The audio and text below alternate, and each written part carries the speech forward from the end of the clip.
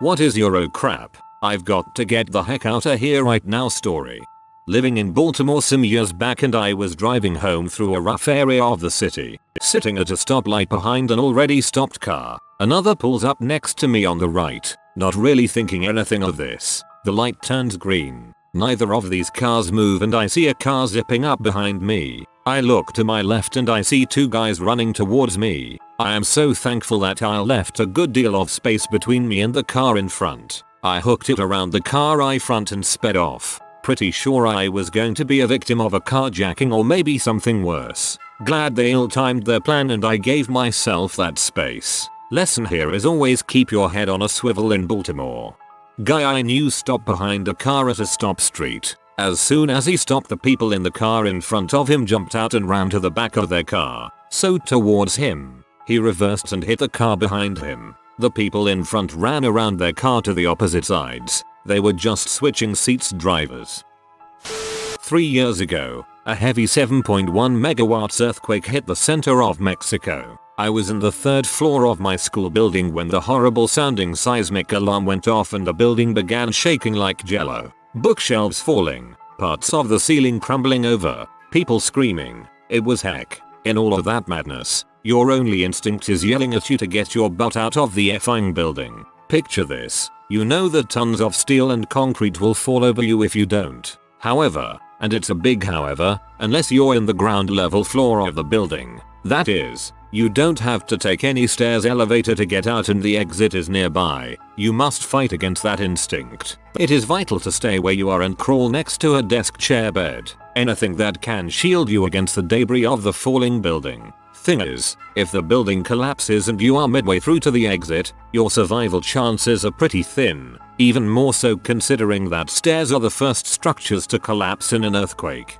So, all of my classmates and I stayed in fetal position next to our desks, fighting against our get the heck outta here right now instincts, waiting for the earthquake to pass. In the end, thankfully, our school didn't collapse in the earthquake, but several buildings in the vicinity did. Interesting fact, the silence immediately after an earthquake is terrifying. Then you start hearing dogs bark, helicopters buzzing and ambulances sirens. When I was hanging out with my ex and I saw the drug dealer pull up, I had around 30 days clean and even though I wanted to use I just couldn't do it anymore. I grabbed what I could carry and left. I left for good and now have 12 years clean. Was sleeping at a friend's house. Went to the kitchen to get some water. Her father hugged me from behind. I was 14, I guess. Never went to their house again. We were digging out some dirt and rocks to make room for some steps to a lower portion of a patio that had a gas line running to a fire pit. I'm there with my boss and supervisor and all of a sudden I hear a whooshing sound of depressurization of a gas line and sprint away. Turns out it was only pressurized with air and not gas at that point and we just had to get someone to come fix the hole we made without needing to evacuate the job site. My boss gave me crap but I'll have the same reaction if it ever happens again.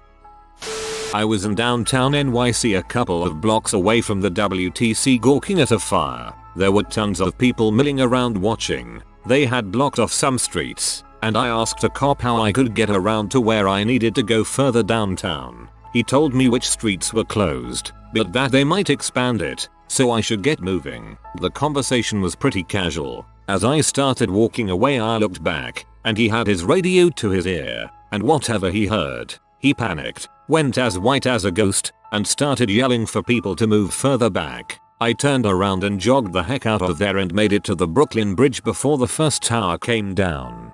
Jogged the heck out of there. I don't think I've ever read that phrase before. St. Patrick's Day, midnight. I, 26 at the time, was walking home from the Irish bar I worked in. Saw a lad attack a girl and run. Checked on the lass to make sure she was alright. Stayed with her until the police arrived. Gave my statement. Told them I was nervous about walking home. Two guys who were on the scene offered to walk me home. Policeman said there you go, you're sorted. That's right. Sent me off with two strangers. I scolded myself for being so nervous. Told myself it was really nice of them to offer to walk me home. We were about halfway to my house when they started talking about what they'd witnessed. How that girl deserved to be attacked. And that their friend, The attacker had done nothing wrong. My spidey senses weren't just tingling, they were electrifying. We were coming up to the last populated street before the dark alleyway and then the park that I needed to walk through to get home. I knew if I kept walking with these guys, I was in danger. I just freaking knew. I checked my phone and told them my friend was in the conveniently nearest club just across the road, thanked them for their offer to walk me home, and headed to the club entry before they could say anything. Jumped in a taxi. As we drove past the alleyway, those suckers were waiting for me. They'd called my bluff about going into the club, and they were watching out for me. I don't know what they'd have done to me, but that's my biggest listen to your instincts story, and I'm really freaking glad I did. I was kicking myself because my manager, who was also my friend mutual crush, had offered to walk me home, but I didn't want him having to walk all the way home himself in the other direction after. I was driving north on I-65 in the middle of Indiana. The sky was getting dark. The wind was picking up. It started hailing. I turned on the radio to hear that a tornado was nearby. I determined it was behind me going from SW to NE and about to cross over the interstate. Other cars were driving slow or pulling over because of the rain and hail. I was hauling butt to get away from there. I lived in South Everett, WA for a couple years. Was walking home from the bus stop to my apartment, which took me behind the Home Depot. Suddenly a van starts following me. I hear the side door slide open and look behind me to see a man with the top half of his body hanging out the slider door looking at me. I took off running towards my apartment, literally running as far as I could. The van started going faster. By chance a guy was pulling out of the driveway of my apartment complex, sees me running for my life, and stops. The van immediately turns around and speeds off. Guy asks if I'm okay. I ask him to just stay there and please watch me walk into my apartment, which was the building next to his. He did. Thank God. I started carrying mace and a very large knife the next day. One of my good friends was stabbed in SE Everett. I'm sorry that happened to you and that it can be such a rough place.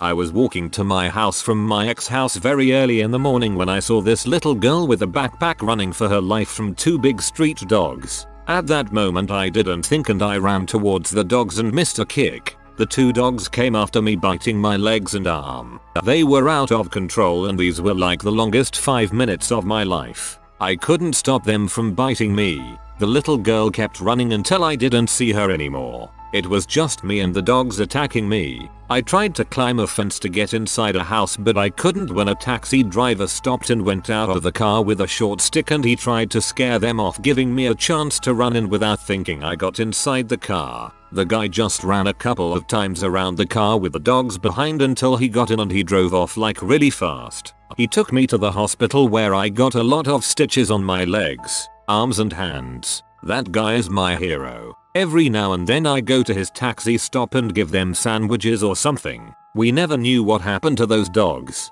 You probably saved that kid's life. I was solo camping in the woods during a phase where I wanted to be a survival expert. I hiked out, miles from any roads or building, built a shelter and then hiked back the way I came. Less than a mile away from my camp, I found a dead coyote, decapitated, gutted, and laid out like a sacrifice or something. The eyes were gouged out and it was strung across a big, flat rock. A rock which I used as a marker on the way in, so I know it hadn't been there a day before. I ran out of there as fast as I could, knife at the ready, probably 10 miles back to my house. I still have no idea who would have done it, but I know I didn't want to run into them in the woods alone. Sounds like that day you were a survival expert. I woke up one Friday in a hotel and the internet was down. I went to the hotel lobby to see what was up, and saw scenes of chaos on the TV. A crowd had started to gather to watch, including the hotel staff. One employee told me the government had shut down the internet to test it. The scenes on the TV were of violent protests beginning all over Egypt as people made their first push to occupy Tahrir Square. It was the 25th of January, 2011 and I was in Benghazi, Libya, without my US passport. Needless to say, I spent my energy over the next few days trying to get out of the country. I was able to leave but many of the people I was working with weren't as lucky. The revolution started in Benghazi less than 2 weeks later. It was surreal watching Anderson Cooper broadcasting live from the hotel I had just been staying in. I was the only white guy working at a Hispanic restaurant and I don't speak Spanish, that's part of it. One night after work I get invited to drink at one of their houses. All is going good with drinking and I even danced a bit. Then after going outside to the back patio to smoke a cigarette I come back inside and the guy whose house I was at has a knife and is yelling at these 3 co-workers of mine, blocking the front door, yelling in Spanish that no one is leaving. I knew that much. A bar patron who knew me grabbed me and pleaded to the guy just to let me and him out since we had no part in it. The homeowner lets us both out. I ask the bar patron WTF was that when we're outside since I can't speak Spanish, and he says the guy thinks my 3 co-workers are sleeping with his wife and he's probably about to kill them. I got in my car and got the F out of there. I was on a restaurant and they were using a propane tank to power an outdoors heater. Suddenly the tank started to catch fire and I got out quickly because I thought it was going to explode. The staff turned the tank off and everyone laughed at me for overreacting, but dang, I got scared, lol. Oh, what a pee. You're afraid of exploding propane tanks. My friend and I met at Waffle House for lunch. A guy came into the restaurant looking for a piece of paper that he had accidentally left on a table. The waitress didn't know where the paper was located and might have thrown it away. The guy got upset saying the paper was important and he was going home to get his gun stored under his mattress. My friend and I quickly paid our check and got the heck out of the restaurant. Yep, that's Waffle House. Mine is more laughable and my dad likes to tell it, but it's the only thing that comes to mind. I was with my dad at a car shop his friend owned. He was visiting said friend and had just brought me along. They were working on some old car, and I wasn't paying much attention as an 8-year-old, but they sprayed something on a piece of the engine as they were turning it on or hitting the gas or something, and it made this big flame appear for just a second or two. Well, in that second or two I had ran several yards to the street because I had seen way too many movies of cars exploding. There were like 5 men including my dad all standing around and they were laughing their asses off. They call this gas start you bastard over here. Genuine name used by all mechanics. My husband and I were heading out of town. We saw a guy on the side of the highway pacing under the overpass. I asked my husband to take the exit and go over the overpass and take the next exit to continue on the highway. The second we took the exit, the guy jumped in front of a semi and killed himself. He was a freshman in college. The semi driver was 72 years old and 3 weeks away from retiring. I cannot imagine what the drive is going through. Was waiting for the next bus in a bus station at 2 AM in Minneapolis. A security guard outside told me to stay within the camera zone. I sat down and waited, all alone except a couple of junkies in another part of the station. Suddenly a guy comes in and walks up to me. This guy dressed in a black hoodie wearing a skeleton mask stood right in front of me. Didn't say a word, just stood there and looked at me. When he started to walk away I bolted out of there, ran down the street and luckily found a 24/7 Walgreens. When I was 17 I met with a 23-year-old guy for a mall date. Can't remember his name for the life of me. I had just gotten out of a horrible relationship and was trying to distract myself. We had dinner and when the waiter brought the check, the guy told me he had forgotten his wallet in his car and that if I went with him he could grab it. I told him it was fine and paid for the meal myself. We went into a couple shops, but he kept asking me questions about my ex-boyfriend. Also he mentioned that he had been in jail but wouldn't tell me what for, and I was nervous. Then things came to a head when he kept saying, "Hey, just come to my car for a second please, let's listen to music," and kept getting increasingly anxious every time I declined. I was so scared. I immediately pretended to have a period emergency so I could get out of there, and luckily I had parked in a different lot than he did. I still have no idea what his intentions were, but man, that was terrifying. I'm glad you trusted your gut and got the heck out of there.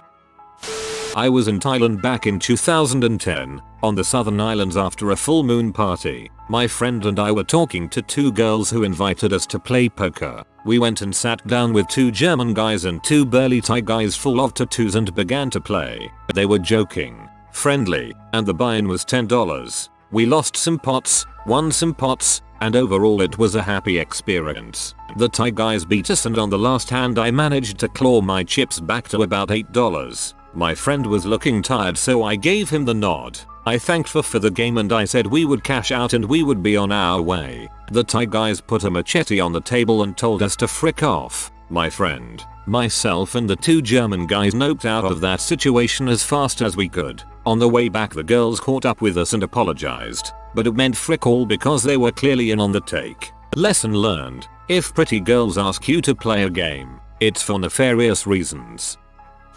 In high school I went to a party in a recently abandoned house on the outskirts of town. There were a lot of people I knew there but also a lot of shady folks I was unfamiliar with. Things started out okay, or at least as okay as they can for a party with a bunch of liquored up teenagers. As the night wore on people started destroying things, I guess just because the place was abandoned. I left when someone threw a toilet out of an upstairs window. I found out later that the cops showed up. Several people ran from them through a nearby cornfield but were caught. A friend of mine ran right into a barbed wire fence however and ended up in the hospital.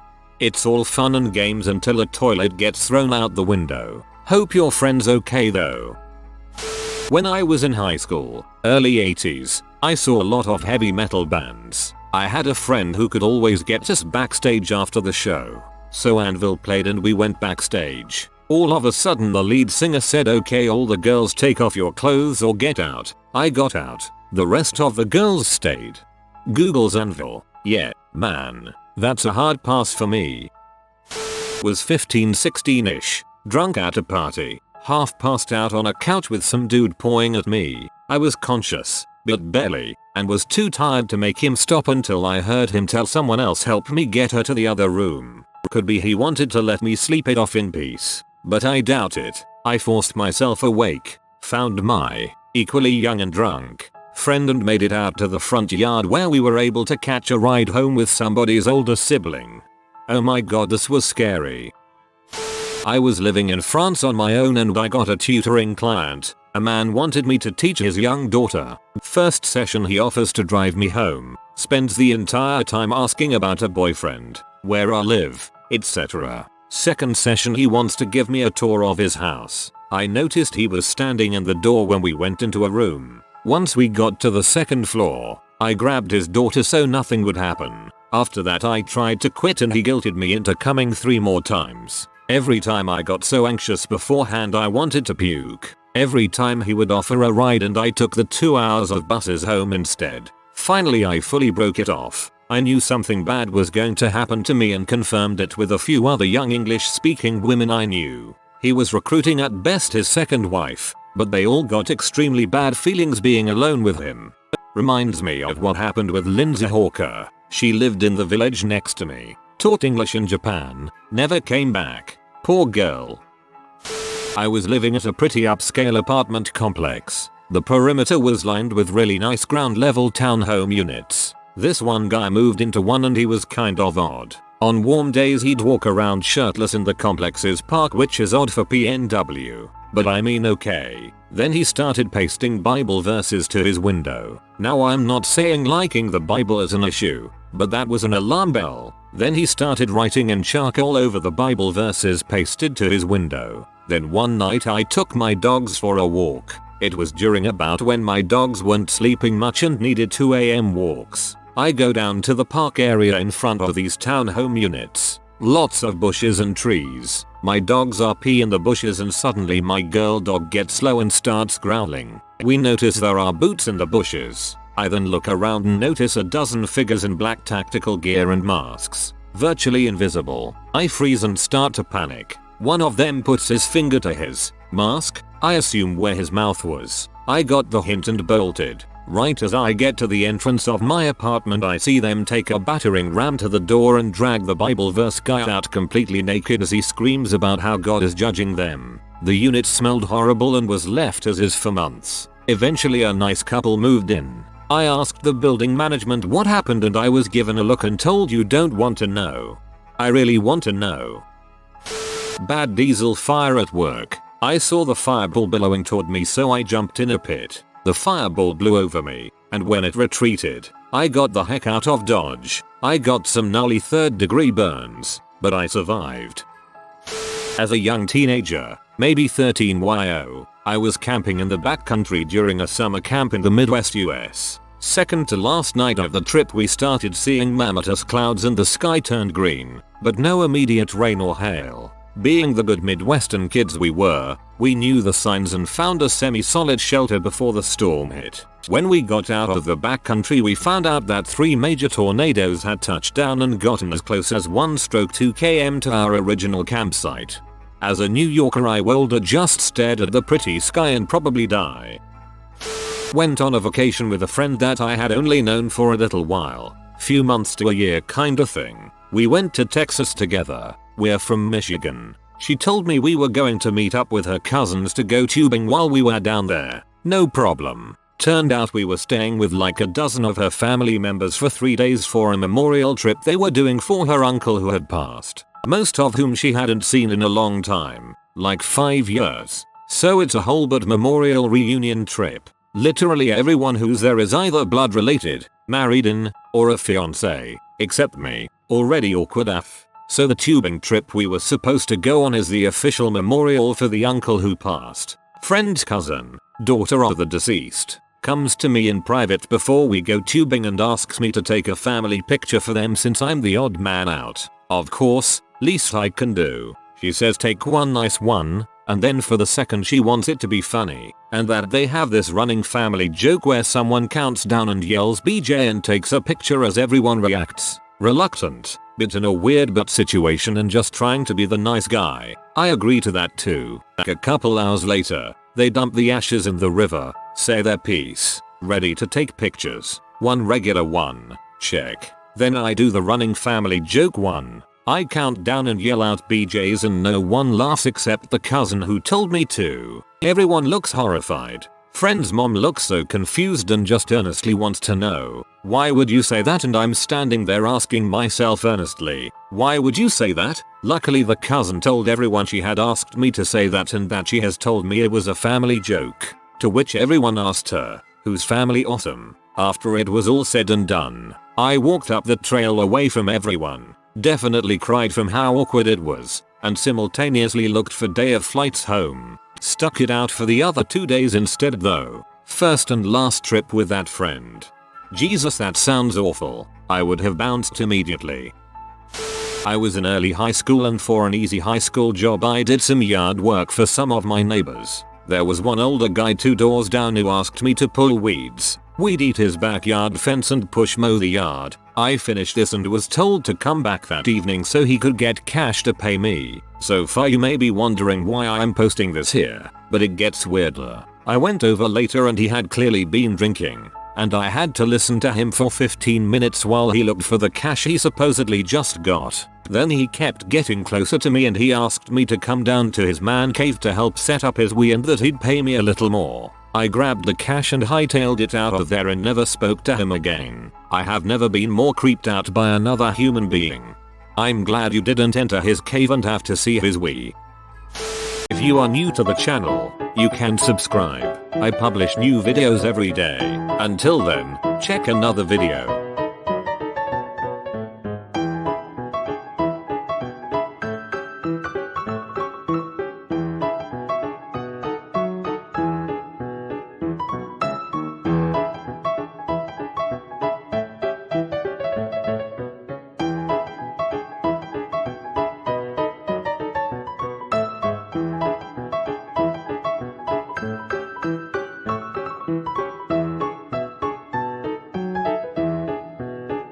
Bye for now.